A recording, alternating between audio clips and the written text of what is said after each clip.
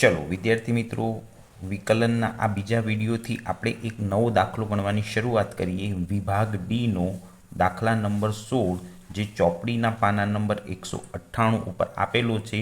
તો દરેક વિદ્યાર્થી આ દાખલાની રકમ તમારી ટેક્સ્ટબુકમાં તૈયાર રાખો.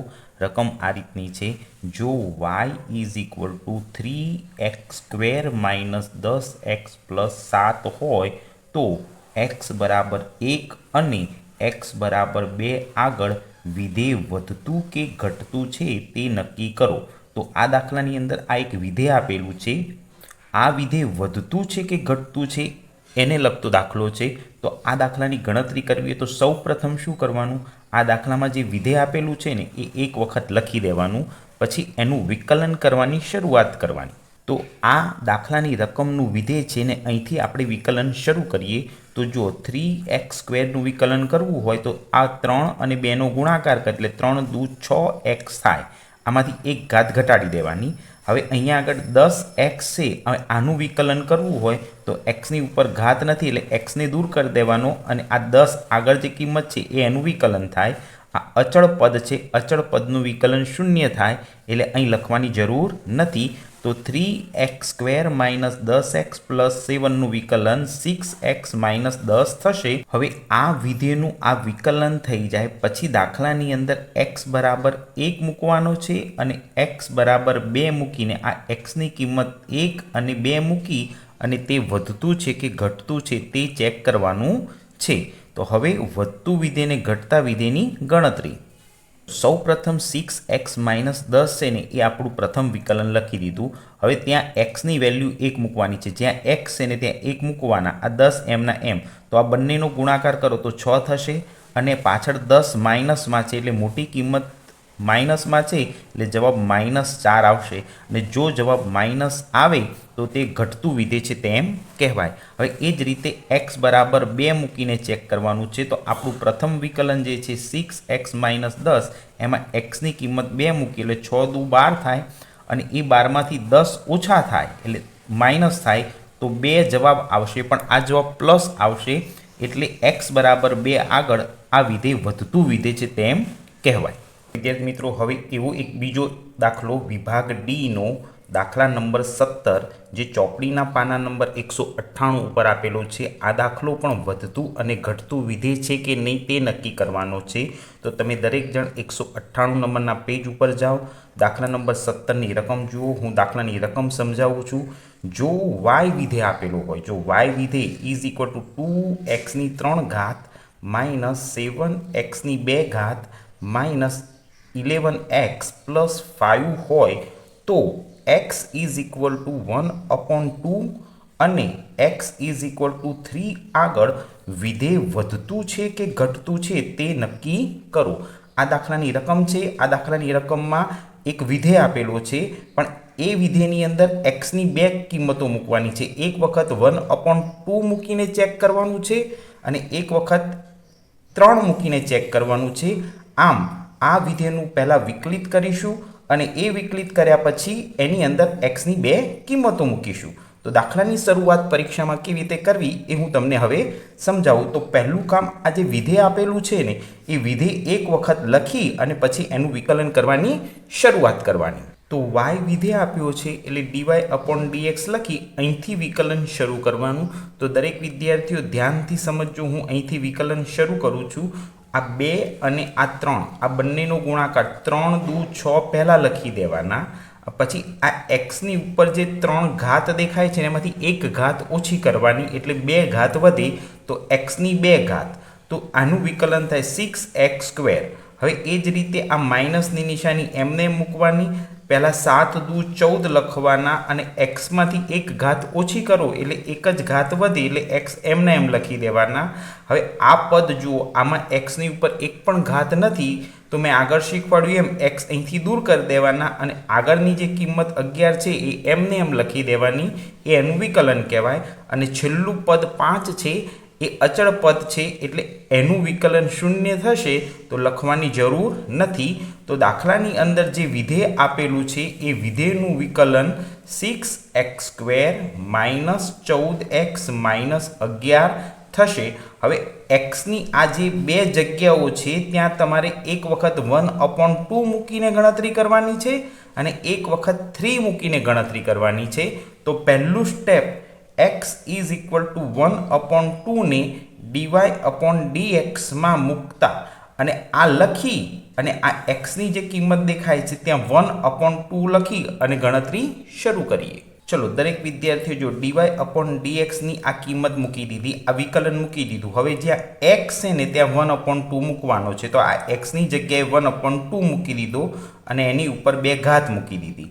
ફરીથી આ x છે ત્યાં 1/2 મૂકી દીધો અને આ છેલ્લે -11 છે એ એમને એમ મૂકી દીધા। તો હવે જે આ પદ દેખાય છે ને એનું સાદુરૂપ આપવાની શરૂઆત કરવાની। તો દરેક વિદ્યાર્થીઓ ધ્યાન રાખજો, જો હવે દરેક વિદ્યાર્થીઓ યાદ રાખજો, જો આ પદનો આ પદ સાથે ગુણાકાર છે પરંતુ એની ઉપર 2 ઘાત છે, તો દરેક વિદ્યાર્થીઓ પહેલા જે આ ઘાત છે ને એનું સોલ્યુશન આપવાનું અને પછી ગુણાકાર કરવાનો। તો આપણે શું કરીશું, આ 1 ની 2 ઘાત છે તો 1 જ થશે, પણ 2 ની 2 ઘાત હોય ને તો 4 થાય। તો આનું સાદુરૂપ 1/4 થશે અને આ 6 એમને એમ લખી દેવાના। હવે આ પદનું સાદુરૂપ આપવાનું, જો આના ઉપર કોઈ ઘાત છે નહીં એટલે આ પદનો ઉપરની સાઈડ ગુણાકાર કરવાનો બેટા, પણ 14 નો 2 સાથે ગુણાકાર કરવાનો નહીં। હવે 14 એકા 14 કરી અને નીચે અપોનમાં 2 એમને એમ લખી દેવાના। તો આ પદનું સાદુરૂપ 14/2 થશે। હવે -11 એ છેલ્લે એમને એમ લખી દેવાના। તો ઉપરના પદનું સાદુરૂપ તમે આપો તો આ રીતની પરિસ્થિતિ આવશે, 6 પછી 1/4 14/2 અને -11। હવે આ બે પદ છે એકબીજા સાથે ગુણાકારમાં છે એટલે 6 નો ગુણાકાર 1 સાથે કરવાનો, 4 સાથે નહીં। તો 6 એકા 6 અને અપોનમાં 4 લખી દેવા, તો આનું સાદુરૂપ 6/4 થશે। આ પદ એમનું એમ લખી દીધું, પણ આ 11 ના છેદમાં કોઈ રકમ નહોતી તો ગણતરી સરળ બને એ માટે મેં 11 ના છેદમાં 1 લખ્યા છે કે જેથી કરીને અહીં લસા લઈ શકાય અને ઉપરની રકમની બાદબાકી કરી શકાય। તો દરેક વિદ્યાર્થીઓ આ 3 સ્ટેપ લખ્યા પછી જો દરેકનો છેદ ચેક કરીએ તો છેદ સરખો નથી એટલે અહીંથી લસા લઈને ગણતરી કરવી પડશે। હવે આ 4, 2 અને 1 આ ત્રણેય કિંમતનો લસા લઈએ ને તો 4 આવે। તો નીચે દરેક વિદ્યાર્થીઓ યાદ રાખવાનું, લસા લેવા માટે એક વખત નીચે 4 લખી દેવાના। હવે તમારે અહીંયા 4 લાવવા માટે કોઈ રકમ સાથે ગુણાકાર કરવાની જરૂર નથી, 4 છે જ તો ઉપરની જે રકમ છે એ એમની એમ 6 લખી દેવાની। હવે અહીંયા આગળ 4 લાવવા માટે 2 વડે નીચે ગુણવા પડે, અહીંયા નીચે 2 વડે ગુણો ને તો જ 2 દુ 4 થાય। તો નીચે જેટલી રકમથી ગુણીએ એટલી જ રકમથી ઉપર ગુણાકાર કરવો પડે, તો 14 ને પણ 2 વડે ગુણવા પડે, તો 14 દુ 28 થાય। અંશમાં 28 એમને એમ લખવાના અને પછી આ 2 વડે ગુણો એટલે આ 4 લસામાં લખાઈ ગયા। હવે અહીંયા 4 લાવવા માટે તમારે 4 વડે ગુણવા પડે, એકને તમે 4 વડે ગુણો તો જ છેદમાં 4 થાય, તો ઉપર પણ 4 વડે ગુણવા પડે, તો 11 ચોક 44 થશે। તો આ 44 લખ્યા અને આને 4 વડે ગુણીએ તો છેદમાં 4 લખાઈ ગયા। તો આ રીતે એનું સાદુરૂપ આપી શકાય। દરેકનો લસા 4 કરીએ તો ઉપરની રકમની ડાયરેક્ટ બાદબાકી કરી શકાય। તો જો આ 6 પ્લસમાં છે અને આ બે કિંમત માઇનસમાં છે તો ઓછે વત્તા કરી દેવાના, આ બંને કિંમતનો સરવાળો કરો તો -72 આવશે અને આ 6 એમને એમ લખી દેવાના। હવે શું કરવાનું, આ મોટી રકમ છે ને એમાંથી આ નાની રકમ બાદ કરો તો જવાબ માઇનસ આવશે। તો 72 માંથી 6 બાદ કરો ને તો -66/4 આવશે અને જો જવાબ માઇનસ આવે તો તે ઘટતું વિધેય છે તેમ કહેવાય। હવે આ જ રીતે આ જ વિધેયમાં તમારે x બરાબર 3 મૂકીને પણ ગણતરી કરવાની છે, તેની હું હવે શરૂઆત કરું। x બરાબર 3 મૂકીને આપણે ચેક કરીએ વિધેય વધતું છે કે ઘટતું। તો જો આ dy/dx આપણે જે વિકલન કર્યું હતું એ વિકલન લખી દેવાનું, એમાં x ની જગ્યાએ 3 લખવાના છે। તો આ x ની જગ્યાએ 3 લખ્યા, ઉપર 2 ઘાત કરી દીધી અને આ x ની જગ્યાએ 3 લખી અને આ પદનું હવે સાદુરૂપ આપી દેવાનું। તો પહેલું કામ કરવાનું, 3 ની 2 ઘાત કરવાની, 3 ની 2 ઘાત કરો તો 9 થશે અને આની સાથે ગુણાકાર કરી દો, 14 તરી 42 થશે। આ -11 એમને એમ લખી દેવાના પહેલાં અને આ 6 એમને એમ લખી દેવાના। પહેલાં આનો વર્ગ કરીને કિંમત લખવાની. હવે આ પદનું સાદુરૂપ આપીએ તો 9 છંગ 54 થશે. પછી -42 અને -11 આ બંનેનો સરવાળો કરીએ, ઓછે ઓછે વત્તા કરીએ તો -53 આવશે. હવે 54માંથી -53 બાદ કરીએ તો જવાબ +1 આવશે. જો પ્લસ જવાબ આવે તો તે વધતું વિધેય છે તેમ કહેવાય. હવે તમારે દરેક વિદ્યાર્થીએ આ જ રીતના વિધેય વધતું છે કે ઘટતું છે આ જ રીતના 3 દાખલા હોમવર્કમાં કરવાના છે. તો વિભાગ ડીનો દાખલા નંબર 18 ચોપડીના પાના નંબર 198 ઉપર છે. આ દાખલો તમે જાતે ગણી તમારી નોટબુકમાં ઉતારો. તે ઉપરાંત ઉદાહરણ નંબર 23 અને ઉદાહરણ નંબર 24 જે ચોપડીના પાના નંબર 182 ઉપર આપેલા છે, આ બંને ઉદાહરણો પણ તમે તમારી નોટબુકમાં ઉતારો તો વધતું વિધેય છે કે ઘટતું વિધેય છે એને લગતા દાખલા આવડી જશે. તો ચલો હવે એ જ રીતે એક નવા દાખલાની શરૂઆત કરીએ. વિભાગ સીની અંદર દાખલા નંબર 16 જે ચોપડીના પાના નંબર 197 ઉપર આપેલો છે. તો દરેક વિદ્યાર્થી 197 નંબરના પેજ ઉપર 16 નંબરના દાખલાની રકમ તમે તમારી સામે રાખો. હું દાખલાની રકમ સમજાવું છું.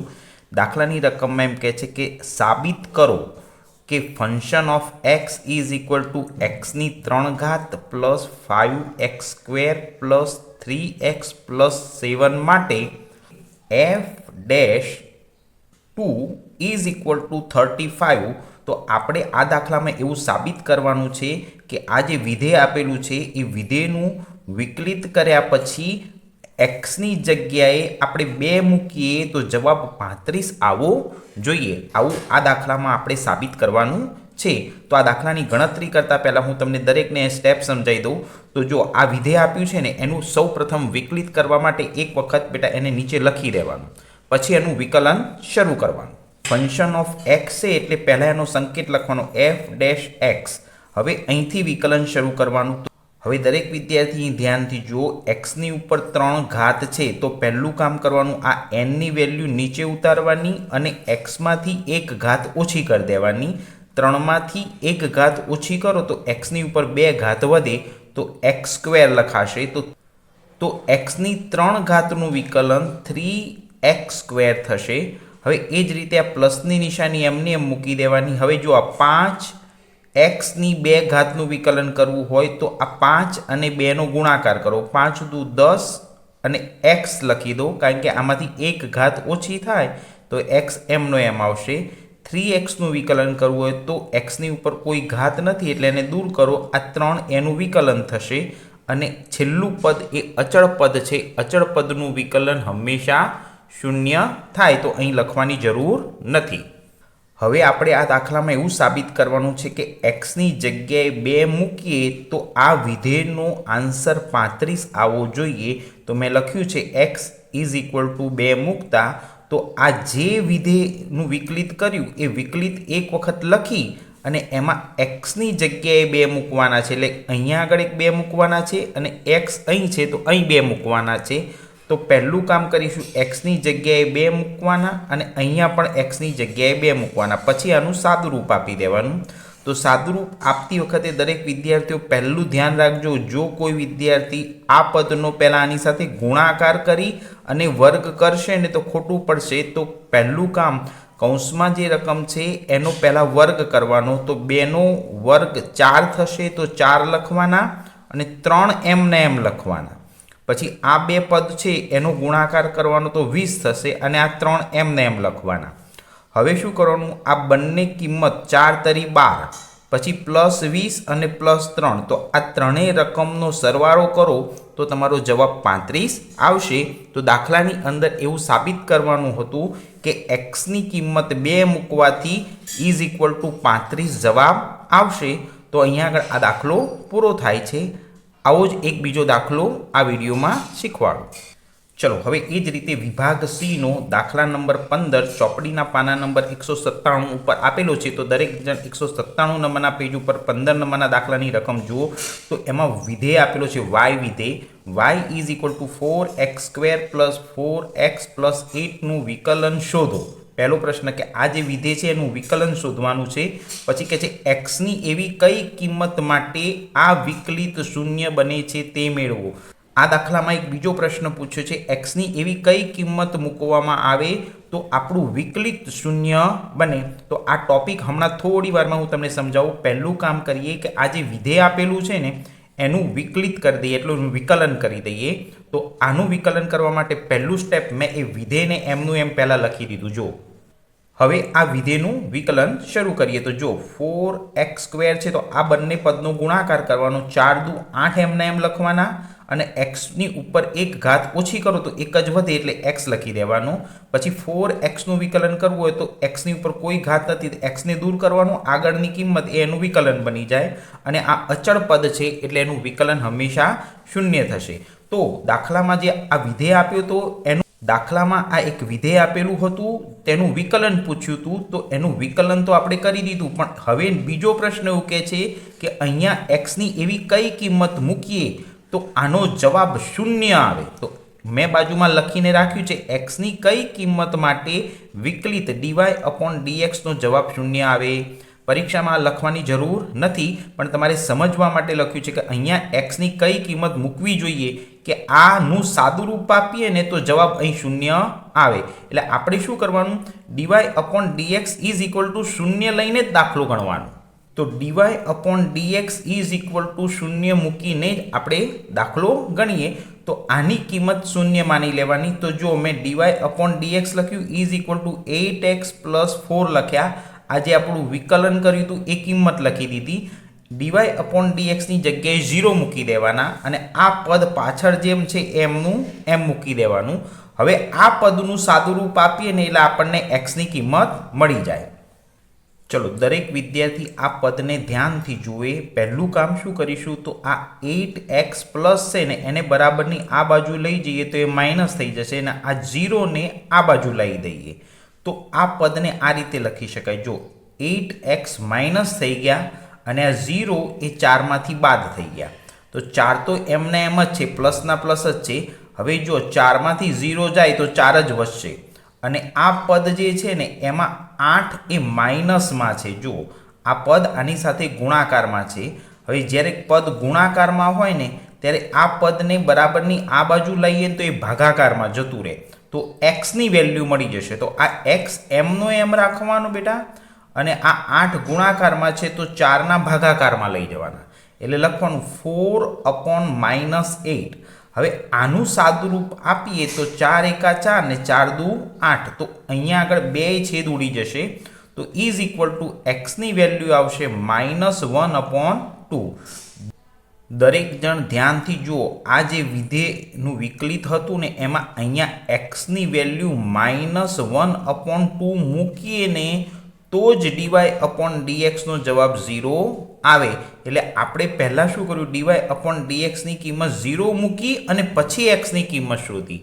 દાખલામાં આ -1/2 x ની કિંમત આપણે શોધવાની હતી અને એમને જવાબ છાપીને આપી દીધો તો જવાબ શૂન્ય આવવો જોઈએ. એટલે આપણે જવાબ અહીં શૂન્ય મૂકી અને પછી એક્સની વેલ્યુ શોધી. તો આ દાખલો અહીંયા પૂરો કરું છું અને આ રીતના બીજા દાખલા હું તમને બીજા વિડીયોમાં મોકલી આપીશ. આ વિડીયો અહીંયા હું પૂરો કરું છું.